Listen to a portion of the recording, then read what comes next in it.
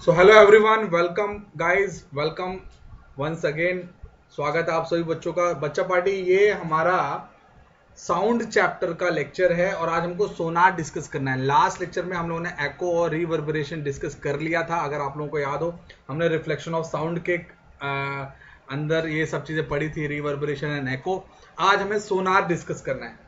सोनार एक बड़ी इंटरेस्टिंग सी चीज़ है, एक्चुअली बड़ी इंटरेस्टिंग सी चीज़ है। जैसे आपने बहुत सारी हॉलीवुड मूवीज़ देखी होगी, उसमें होता है ना, खासकर जब हम मरीन से रिलेटेड मूवीज़ देखते हैं कि एक शिप होता है, शिप पे एक होता है एक टॉर्बिडो छोड़ दिया गया और फिर बोलेगा वो टॉर्बिडो आ रहा है और टकरा सकता है शिप में, तो वो चेंज करता है, टू टू टू टू टू टू करके ऐसे गोल गोल गोल गोल घूमता रहता है। इतना एड्रेनलिन रश हो जाता है ऐसी मूवीज़ में, आपको आप भी सोचने लगते हो यार आके टकरा गया टॉर्बिडो तो पक्का ये शिप डूब जाएगा, और ये सब आपने देखे होंगे। तो वो क्या होता है जो बताता है कि यार कुछ मिसाइल या कुछ रिलीज हो गया, या कोई शिप तेजी से आ रहा है, या कोई क्या बोलते हैं, समुद्र का कोई जानवर या कुछ भी आके टकराने वाला है शिप से। वो क्या होता है? तो that is a sonar system. बच्चा पार्टी, हम लोगों ने इस चैप्टर की शुरुआत में एक चीज ये जान ली थी कि जो साउंड है वो वाटर के थ्रू तेजी से ट्रेवल करता है। यस और no? The sound travels faster in water. Yes. अब ये होगी नंबर वन चीज जो हमको पता है कि साउंड है ना पानी में तेजी से ट्रेवल करता है। ठीक है। अब क्योंकि जो साउंड पानी में तेजी से ट्रेवल करता है, तो आज हमको ये चीज और समझना है कि जब वो तेजी से ट्रेवल करेगा तो स्पीड ऑफ साउंड जो 330 मीटर पर सेकंड थी एयर में, वो बढ़ के नियरली 1 किलोमीटर पर सेकंड हो जाएगी, नियरली, है ना। अब क्या होता है, अगर कहीं पर थोड़ी बहुत भी आहट या साउंड होता है तो वो साउंड तेजी से आगे बढ़ता है। और there are always in ships, in submarines, in all big ships there are transmitters and receivers। तो होता क्या है, जैसे मान लेते हैं यहां पर कोई ऑब्जेक्ट है। इस डायग्राम को आप थोड़ा ध्यान से देखो, ये एक ट्रांसमीटर है। ट्रांसमीटर का काम होता है इंफॉर्मेशन को या साउंड को रिलीज करना। वो साउंड से रिलीज इंफॉर्मेशन तेजी से ट्रैवल करती है और किसी सरफेस से टकराती है।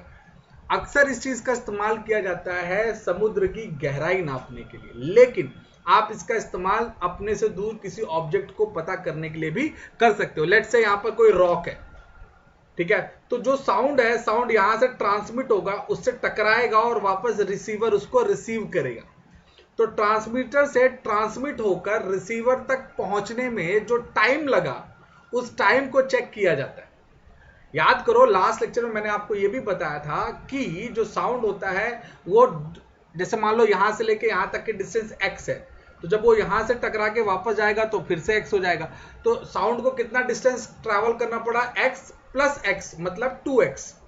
तो साउंड 2x की डिस्टेंस ट्रैवल कर रहा है, यस और नो? और वो 2x की डिस्टेंस ट्रैवल कितने में करेगा?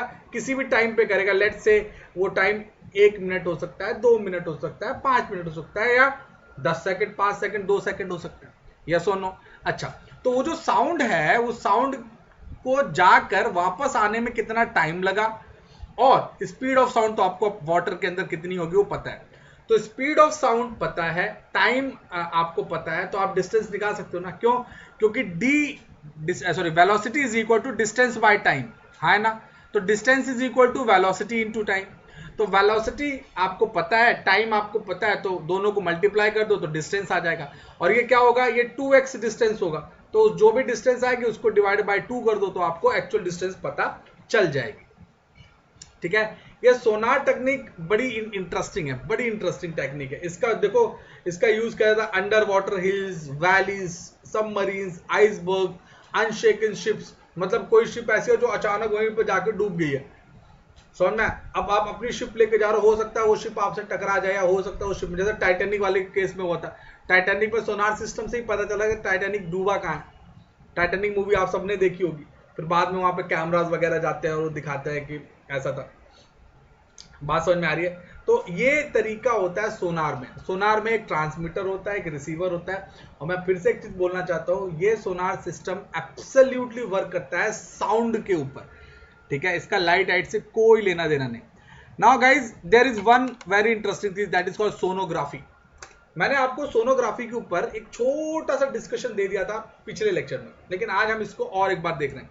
Sonography technique used called ultrasound waves. Ultrasound waves आपको पता है जो 20 हर्ट्ज से क्या बोलते हैं ज़्यादा होता है, 20 किलो हर्ट्ज से ज़्यादा होते हैं, उनको अल्ट्रासाउंड वेव्स कहते हैं। और इससे क्या होता है, इमेज बनती है, इमेज नहीं आप ऐसा बोल दो शैडो बनती है, जो जो साउंड ट्रैवल हो रहा है उसकी एक शैडो बनती है।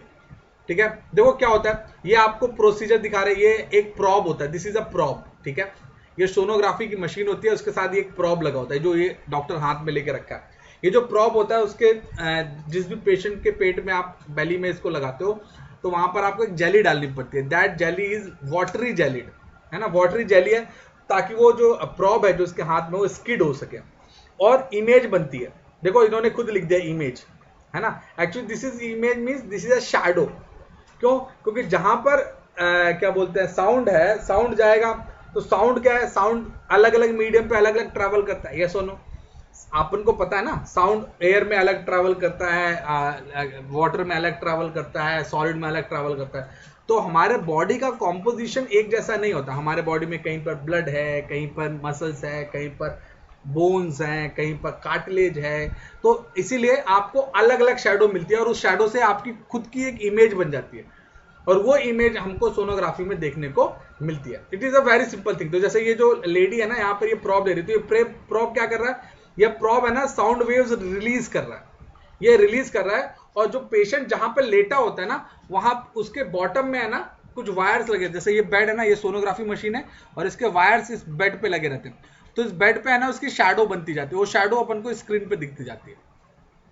ठीक है, समझ में आया, समझ में आ रही बात। हम कभी भी, मैंने पहले भी बताया था कि हम कभी भी बच्चों के लिए एक्सरेज का इस्तेमाल नहीं करते, बच्चों के लिए जो माँ के पेट में। क्यों, क्योंकि जो बच्चे माँ के पेट में है वहां पर उनके बोन्स डेवलप हो रहे होते हैं और एक्सरे एक रेडिएशन होता है और एक्सरे माँ के पेट में जो बच्चा है उसके बोन के जो ग्रोथ सेंटर्स हैं उनको सबसाइड कर देता है। And due to subsidence, due to that subsiding क्या होता है, बच्चे के बोन्स डेवलप नहीं हो पाते हैं और उसको बहुत सारी कंजेनाइटल डिसीजेस हो सकती हैं, जैसे ग्रोथ ही नहीं हो रही है, बच्चा छोटे रह गया, पोस्चर छोटा रह गया, या उसको रेडिएशन का हो सकता है, उसको बोन कैंसर हो जाए, ये सब कुछ पॉसिबल होता है। इसलिए डॉक्टर, कोई भी डॉक्टर, दुनिया का कोई भी डॉक्टर एक्सरे सजेस्ट करता ही नहीं है। इनफैक्ट प्रेग्नेंट लेडीज को तो बोला भी जाता है कि अगर आपका हाथ पांव भी टूट जाए, धोखे से गिरा भी जाओ तो वो भी हो सके तो एक्सरे मत कराओ। इसलिए प्रेग्नेंट लेडीज को क्या बोला जाता है कि take maximum rest, because the more you take rest the chances of getting any damage and the chances of getting any radiation will be less, because जो बच्चा माँ के पेट में है वो पूरा माँ पे डिपेंड कर रहा है हर गुड एंड बैड एक्टिविटीज के लिए। ठीक है बच्चा पार्टी, देखो इन्होंने लिखा gel is applied outside the internal organ to be studied. High frequency, देखो high frequency sound is transmitted inside the body with the help of the probe. Probe मैंने बताया ना जो हाथ में लेके वो घुमा रहे थे वही, बस क्लियर है बच्चा party. Now guys let's jump into human ears. हम अब ह्यूमन ईयर्स में कूद ही मार देते हैं, ह्यूमन ईयर्स की बात करते हैं क्योंकि ये बहुत ही ज़्यादा इंपॉर्टेंट है। ठीक है, ह्यूमन ईयर्स, इस फोटो को ध्यान से देख लो देवियों और सज्जनों, ये बहुत ही इंपॉर्टेंट है। मैं आपको ये पूरा इसी डायग्राम में समझा दूंगा, किसी और चीज की जरूरत ही नहीं पड़ेगी। थोड़ा सा इसको इमेज को छोटा कर लेता हूं ताकि, थोड़ा सा छोटा, नॉट बहुत छोटा, थोड़ा सा एकदम लिटिल सा,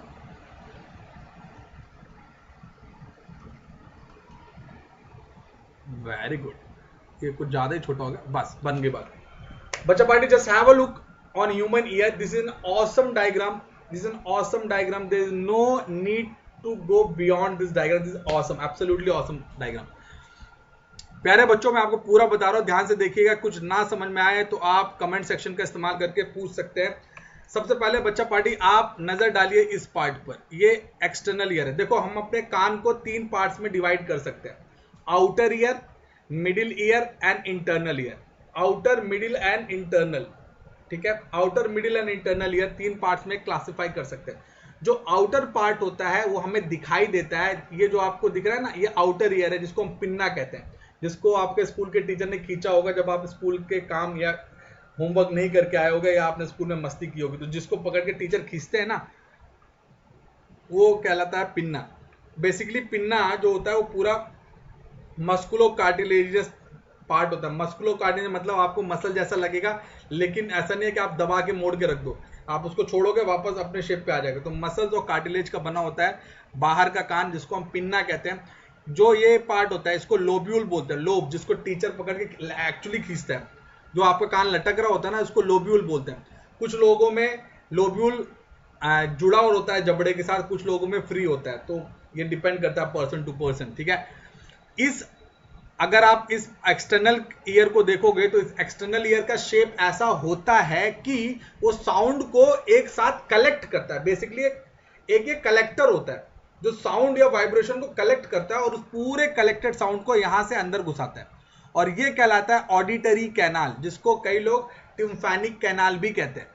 क्या कहलाता है? टिम्फैनिक कैनाल या टिम्फैनिक कैविटी, देखो लिखा भी है इन्होंने, ठीक है।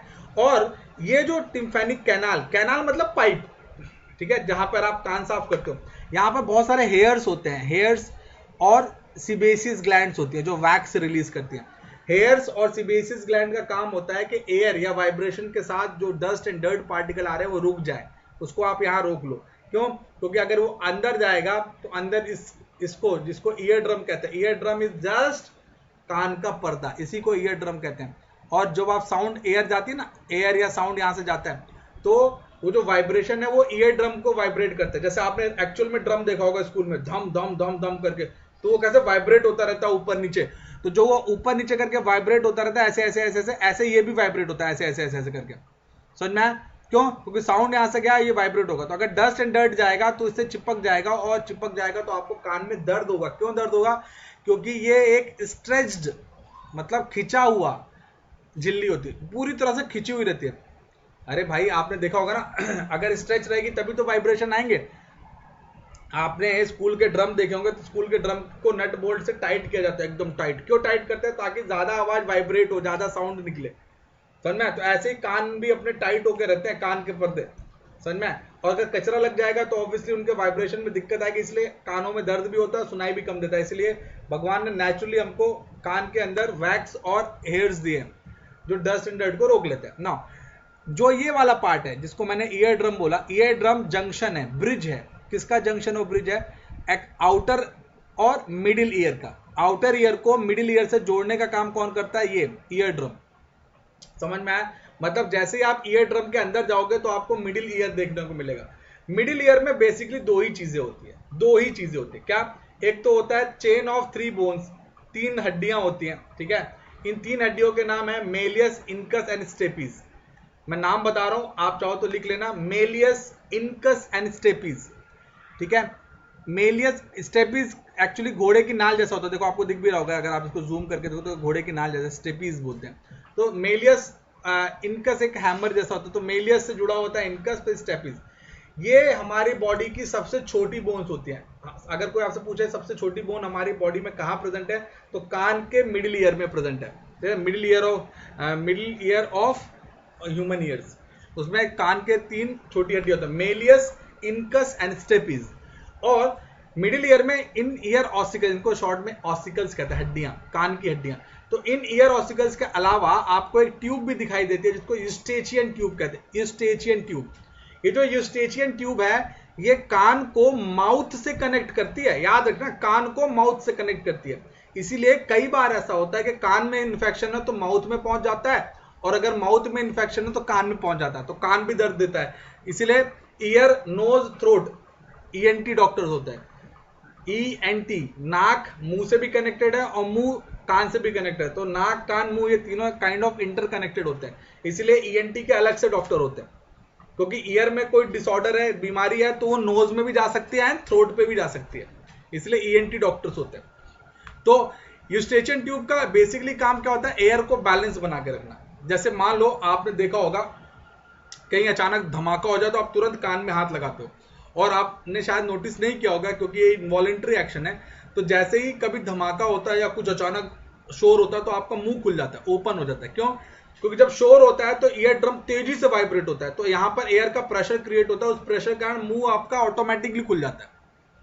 समझ में? आपने कभी शायद इसको फील नहीं किया होगा, अगर किया हो तो अच्छी बात है, क्योंकि कई बार अपन नोटिस नहीं कर पाते इन छोटी छोटी चीजों को। समझ में? तो that is all because of this Eustachian tube. तो बच्चा पार्टी हमने ऑडिटरी कैनाल देख लिया, एक्सटर्नल ईयर देख लिया, मिडिल ईयर देख लिया। अब एक डाउट आपके मन में आ सकता है कि मिडिल ईयर की जो हड्डियां हैं वो करती क्या है। बच्चा पार्टी मिडिल ईयर की जो हड्डियां होती है उनका काम है, जो वाइब्रेशन यहां पर ईयर ड्रम पे आ रहा है, ईयर ड्रम पर जो वाइब्रेशन आ रहा है उस वाइब्रेशन को ये आगे ले जाकर इनर ईयर तक पहुंचा देती है। अब आपके मन में फिर एक डाउट आएगा, सर वाइब्रेशन को क्यों पहुंचा रही है? बेटा वाइब्रेशन से ही साउंड बनता है, ये सुनो। तो जो ये वाइब्रेशन आया उनको इन हड्डियों ने यहां पहुंचा दिया। अब यहां पर क्या होता है, आपको देखो ये स्नेल जैसा मुड़ी मुड़ी जाल जैसी चीजें दिखाई दे रही है, ये इनर ईयर है। इनर ईयर में आपको सेमी सर्कुलर कैनाल ऐसे दिखाई देते हैं, सेमी सर्कुलर कैनाल्स होते हैं, इनको कॉकलिया कहते हैं। कॉकलिया बेसिकली स्नेल जैसा कुछ मुड़ा मुड़ा पार्ट होता है, समझ में? तो इस कॉकलिया के अंदर आपको ऑडिटरी मतलब सुनाई देने वाले ऑडिटरी नर्व्स प्रेजेंट होती है। जो इसको इन्होंने काट के दिखाया ना, ये जो इस एरिया में आप देखो तो आपको एक कटा हुआ दिखा, ये येलो कलर का जो दिख रहा है, ये आगे और लंबा होना चाहिए था एक्चुअली इस डायग्राम में।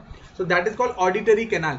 ये कान के पास ऑडिटरी कैनाल होती है, और ये ऑडिटरी कैनाल हमारे ब्रेन के टेम्पोरल लोब, टेम्पोरल मतलब कनपटी, कनपटी तो पता है ना, दो कंटाप देंगे, सुना ना कंटाप? कंटाप मतलब कान के एग्जैक्टली ऊपर, कान के टॉप पे कंटाप ऐसा, ठीक है? तो कान के टॉप के जो हिस्सा होता है उसको टेम्पोरल पार्ट कहते हैं, ठीक है? साइंस में टेम्पोरल पार्ट कहते हैं। तो टेम्पोरल पार्ट पर ही ऑडिटरी पॉइंट होता है, जहां पर ये साउंड को ब्रेन रिकॉग्नाइज करता है कि भैया क्या बोला जा रहा है। कई बार ऐसा होता है कि किसी कान के पर्दे फट जाते हैं ज्यादा साउंड के कारण, या किसी ने कान साफ करा था और धोखे से खुद ही इसमें छेद कर दिया। ये बहुत कॉमनली होता है गांव वगैरह में, कोई लकड़ी से भी कई लोग कान साफ करते हैं, है ना? और धोखे से गंदगी के कारण उसमें इन्फेक्शन हो गया तो हो सकता है कि आपका ईयर ड्रम डैमेज हो जाए। तो ईयर ड्रम डैमेज हो जाता है तो इंसान बहरा हो जाता है। क्यों? क्योंकि अब ये फट गया। अगर ये ईयर ड्रम फट गया तो आगे वाइब्रेशन नहीं जा रहा है, वाइब्रेशन जा ही नहीं रहा तो सामने वालों को सुनाई नहीं दे रहा। फिर एक सर्जरी होती है जिसको टेम्पेनोग्राफी कहते हैं, ठीक है? रिपेयर ऑफ टिम्फेनिक मेम्ब्रेन, टिम्फेनिक मेम्ब्रेन भी बोलते हैं, ईयर ड्रम को टिम्फेनिक मेम्ब्रेन भी बोलते हैं। तो टिम्फेनोग्राफी कर सकते हैं। तो टिम्फेनोग्राफी से क्या होता है, ये रिपेयर हो जाता है, और जब ये रिपेयर हो जाता है तो सामने वालों को साउंड सुनाई देने लगता है। समझ में? कुछ लोगों में क्या होता है कि जन्म से ये हड्डियां प्रेजेंट नहीं होती, ईयर ऑसिकल्स। अब जन्म से ही अगर ये हड्डियां प्रेजेंट नहीं है तो फिर वो जन्मजात बहरा है, फिर उसको सुनाई दे ही नहीं सकता। कई लोगों में ये ऑडिटरी कैनाल डेवलप नहीं होती, नर्व डेवलप नहीं, वो भी जन्म से बहरा होता है, उसको भी ठीक नहीं कर सकते। तो अगर कान के पर्दे डैमेज हुए हैं, उसके कारण साउंड सुनाना बंद हुआ है, तो आप उसको रिपेयर करा सकते हो। दूसरी बात, कई बार ऐसा होता है एज के कारण, ज्यादा एज जब हो जाती है तो एज के कारण, या कई लोग बहुत ज्यादा हेडफोन पे साउंड सुनते हैं या ज्यादा हेडफोन लगा के रखते हैं, तो उसमें भी क्या होता है, जो सेंसिटिविटी ऑफ ईयर ड्रम है वो वीक हो जाती है। तो ये है ना, साउंड के वाइब्रेशन को इजीली चेक नहीं कर पाता कौन, ईयर ड्रम। तो ऐसे लोगों को ज्यादा सुनाई देने लगता है, जोर से बोलना, क्या बोल रहे हो, जोर से बोलो, ऐसा है ना। तो लोग काइंड ऑफ आधे बहरे जैसे हो जाते हो। फिर इसीलिए बुजुर्ग लोगों को आप क्या करते हो, ये हियरिंग एड प्रोवाइड करते हो जो यहाँ जाता है, और हियरिंग एड को आप जब यहाँ पहनते हो तो जो साउंड यहाँ कान के पास आ रहा है उस पूरे को एक साथ कलेक्ट करके जोर से वो फेंक देता है कहाँ, अंदर की तरफ, तो सामने वाले को पूरा साउंड आता है। अच्छा, ओके। तो हियरिंग एड एक्चुअली यहाँ लगाए जाते हैं, इस पार्ट पे, यहाँ पे आप लगाओगे उस पूरे साउंड को वो काइंड ऑफ तेजी से अंदर की तरफ पुश करता है और सामने वाले को सुनाई देता है, ठीक है? तो दिस वॉज और pinna middle ear inner ear. मैंने बिना ये पूरा पढ़ाए आपको पूरा बता दिया बच्चों, ताकि डायग्राम से ही आप समझ जाओ, क्योंकि डायग्राम से ये समझना is good. So guys, on that way we have just completed our chapter. For exercise practice please go to the key lab and check it. और अगले लेक्चर में अपन मिलेंगे and will talk more about this chapter, new chapter, we talk about new chapter. किसी को doubt है बिंदास पूछना, आई विल डेफिनेटली। तो मिलते हैं बच्चा पार्टी अगले लेक्चर में। Until then bye guys, take care, bye everyone.